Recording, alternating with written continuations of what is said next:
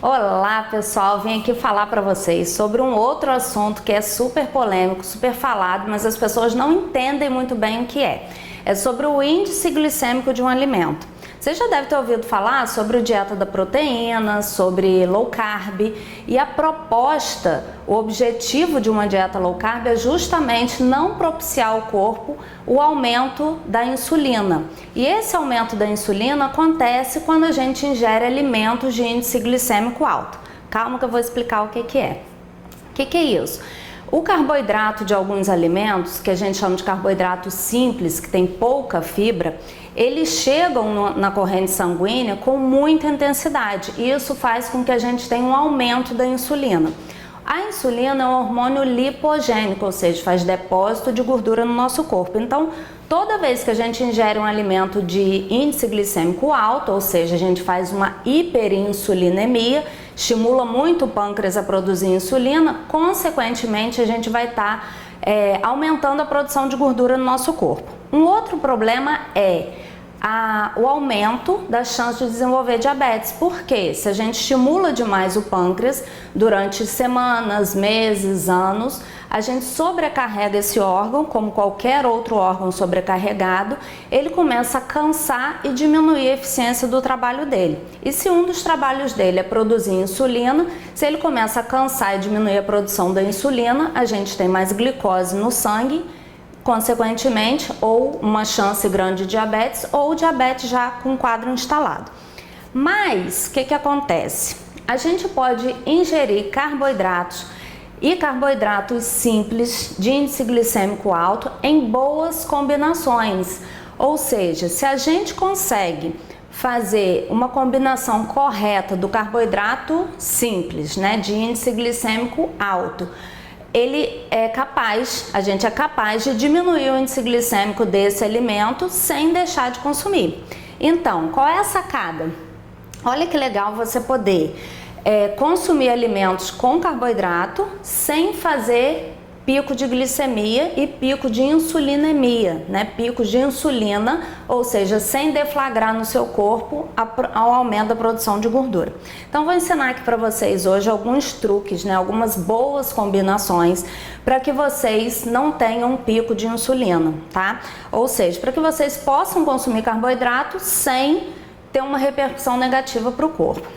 Basicamente, existem 3 tipos de nutrientes que diminuem o índice glicêmico de um alimento.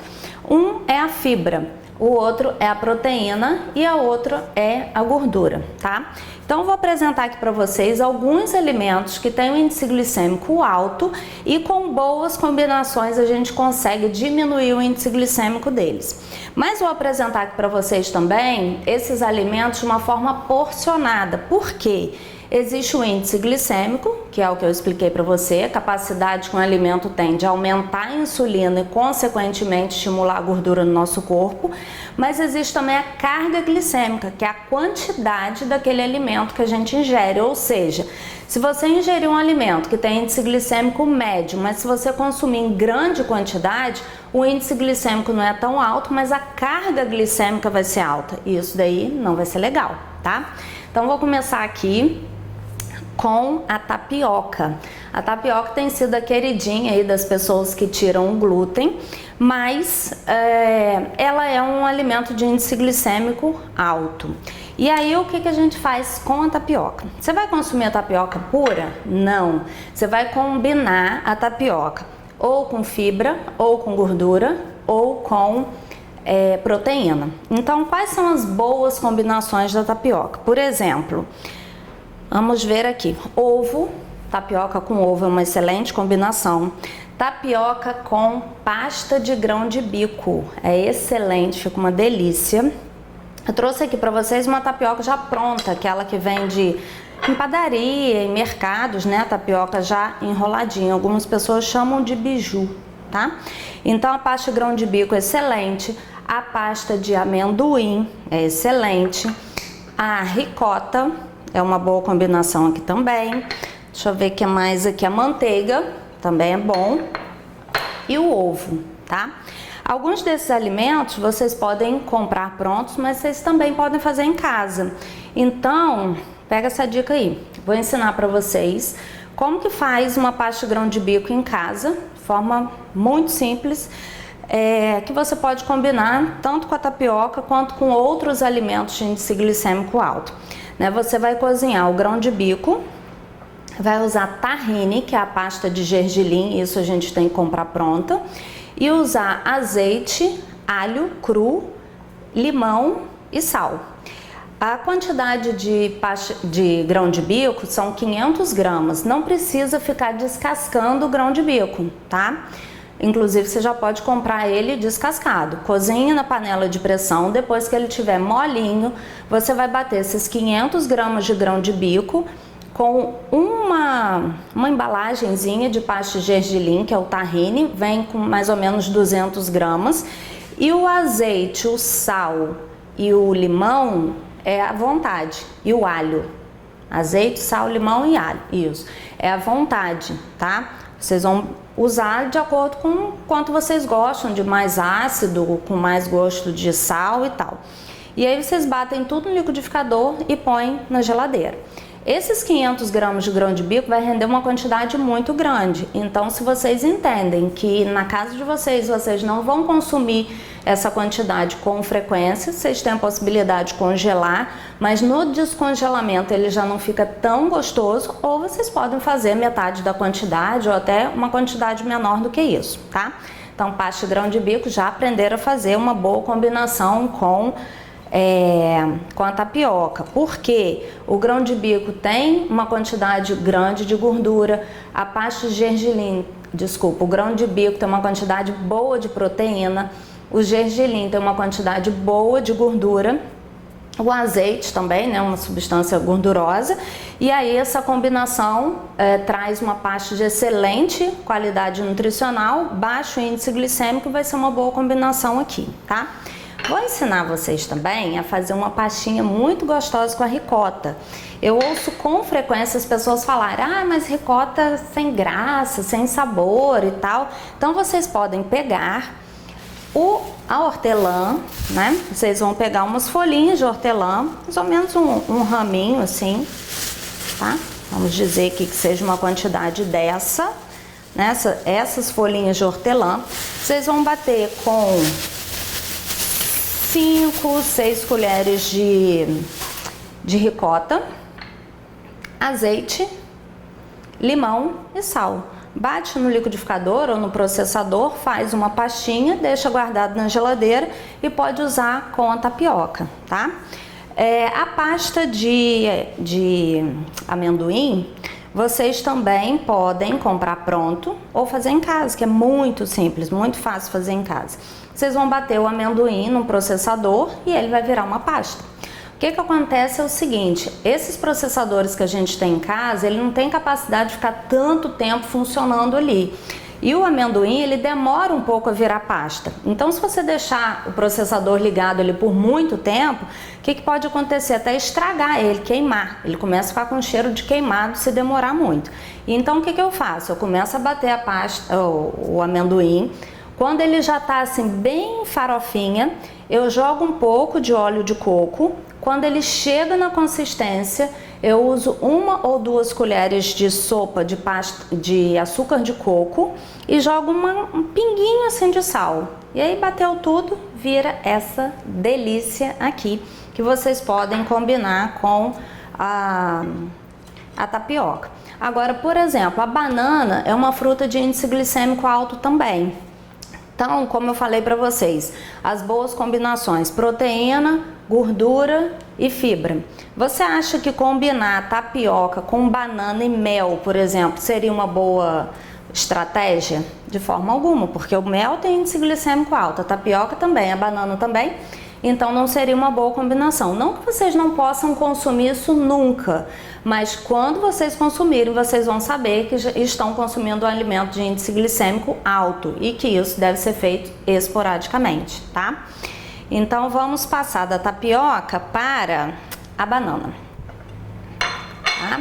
Vamos na banana. Quais são as boas combinações com a banana? Que eu já disse que é um alimento de índice glicêmico alto. Você pode picar, amassar a banana, você pode jogar chia, né, que é um alimento de uma quantidade de fibra muito grande, uma quantidade de gordura boa, de ômega 3, excelente. Você pode usar a aveia, que tem bastante fibra solúvel. A aveia também é um alimento de excelente qualidade nutricional, ótimo para celulite, tá, gente? A aveia tem beta-glucano, que é excelente para celulite, excelente para insulina alta, para colesterol, tá? Então são boas combinações aqui com a banana. Uma outra coisa é o óleo de coco, né? Acho que vocês não estão vendo aqui, mas aqui tem óleo de coco. Vocês podem jogar na banana. Vocês podem usar também oleaginosas, né? Castanha do Pará, nozes, amêndoa. Pode cortar em tamanhos menores disso daqui, triturar e jogar em cima da banana. A pasta de amendoim também é uma excelente combinação com a banana. E a gente tem também aqui a canela. A canela, embora não seja um alimento nem proteico, nem gorduroso e nem rico em fibras, as próprias características da canela fazem com que ela seja hipoglicemiante. Então, jogar a canela na banana ou em outro alimento qualquer, para quem é diabético ou para quem tem pré-diabetes, é uma excelente opção, ok? Então, comer a banana pura? Não. Comer a banana com qualquer um desses ingredientes aqui que eu sugeri para vocês. Comer a banana com mel? Não. Comer a banana com chocolate ao leite? Também não. Uma coisa que a gente pode usar também é chocolate meio amargo, acima de 70% de cacau, que também tem uma característica hipoglicemiante. Então, você pode jogar algum desses ingredientes que eu falei aqui, joga uns pedacinhos de cacau, de chocolate meio amargo, põe no forno ou no micro-ondas, se vocês preferirem, a banana já está com índice glicêmico baixo, ok? Uma outra opção também de alimento com índice glicêmico alto é o pão sem glúten, que as pessoas têm substituído muito pelo pão com glúten, né? Pão integral, pão francês, o que quer que seja. Então, esse pão sem glúten você pode combinar com o quê? Com alguns desses ingredientes que eu falei aqui. Pode usar pasta de amendoim, pode usar manteiga, pode usar pasta de grão de bico, pode usar ricota pura ou a pastinha de ricota que eu sugeri, ou pode usar queijo de búfala. Aqui esse queijo de búfala tá ralado, mas você pode usar fatia de queijo de búfala. Na verdade, como função de diminuir o índice glicêmico, você pode usar qualquer tipo de queijo. Mas aqui eu uso queijo de búfala porque é o queijo que tem melhor qualidade nutricional, ok? Bem, então, pão sem glúten tem um índice glicêmico alto, mas a gente pode fazer essas combinações para diminuir o índice glicêmico. Uma excelente combinação também para o pão sem glúten é o ovo. Pode ser ovo mexido, ovo cozido fatiadinho, pode ser um ovo frito, ou no azeite, ou num óleo de boa qualidade. A gente tem indicado o óleo de girassol, mas não é boiando na gordura, né? Só para não grudar muito na frigideira. E aqui a gente vem também para a bolacha de arroz, que também é uma opção que as pessoas têm consumido no lugar dos alimentos com glúten. Essas bolachinhas de arroz, elas são muito sem sabor. É comum as pessoas falarem, nossa, bolacha de arroz é muito ruim. Realmente ela é bem não saborosa. Porém, você pode combinar ela com coisas que têm um sabor mais ativo para que ela se torne atrativa. Por exemplo, se você passar manteiga aqui que tem um sabor muito suave ou a ricota pura, não vai ser tão palatável, né? Não vai mudar muito em relação ao sabor, a te agradar. Vai diminuir o índice glicêmico sim, mas não vai ficar tão agradável. Então aqui o que a gente pode usar de opção? Ou a pasta de grão de bico, que tem um sabor mais intenso, ou a pastinha de ricota, ou creme de ricota, como eu falei para vocês, com hortelã, com limão, que dá um sabor mais ativo, tá? E agora, vou falar para vocês sobre a salada de fruta. Salada de fruta é uma opção saudável? Sim. Mas tem um índice glicêmico alto? Normalmente sim, porque as frutas têm uma quantidade maior de frutose, né, que é o açúcar delas, e tem um alto potencial de aumentar a glicemia e, consequentemente, a insulina. Porém, as frutas também têm antioxidante, tem fibras, Isso traz para elas um poder nutricional muito grande. Mas quando a gente está preocupado em diminuir o índice glicêmico delas, a gente também pode fazer boas combinações. Por exemplo, vai botar leite condensado aqui ou suco de laranja, que eu vejo muitas pessoas colocando, de forma alguma, né? O que a gente pode combinar aqui? A chia fica excelente para ser jogada aqui. Um pouquinho de pasta de amendoim, um pouquinho de óleo de coco, também são boas combinações. Linhaça também é excelente, ou aveia no formato de farelo, como tá aqui, ou a farinha, como vocês preferirem, tá? Então as frutas, embora tenham um índice glicêmico alto, a gente pode também fazer boas combinações.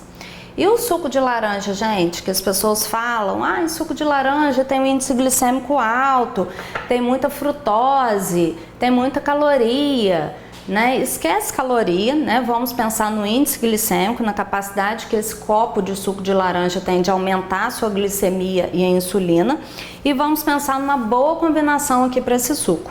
Por exemplo, suco de laranja com mamão é bem nutritivo? É.